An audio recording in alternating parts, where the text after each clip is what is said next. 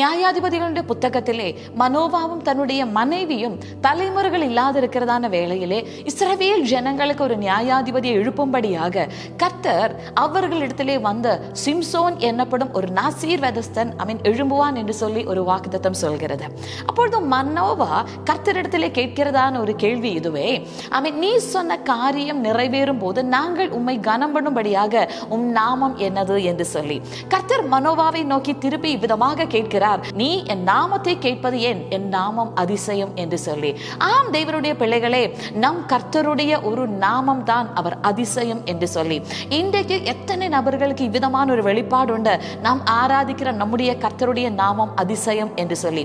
ஏன் அவருடைய நாமம் அதிசயம் என்று பார்த்தால், அவர் ஒருவராயிருந்த பெரிய காரியங்களை அதிசயங்களை செய்கிற கர்த்தராய் இருக்கிறார். செங்கடலை பிரிய பண்ணுகிற, யோர்தானை விலக பண்ணுகிற, எரிகோவை எந்த ஆயுதங்களும் இல்லாமல் விழ பண்ணுகிற, வானத்திலேயும் பூமியிலேயும் அற்புதங்களை அடையாளங்களை செய்கிற அதிசயமான தேவனை தான் நானும் நீங்களும் ஆராதிக்கிறோம்.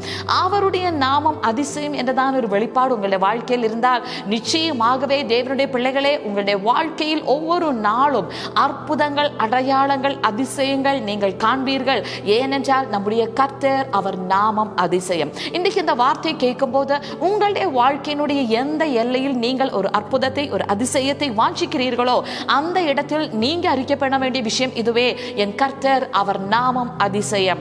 ஆதலால் இந்த விஷயத்தில் நிச்சயமாகவே நான் அதிசயங்களை காண்பேன். என் கர்த்தர் அதிசயமானவர், என்னோடு கூட இருந்து எனக்காக அதிசயங்களை செய்வார் என்று சொல்லி.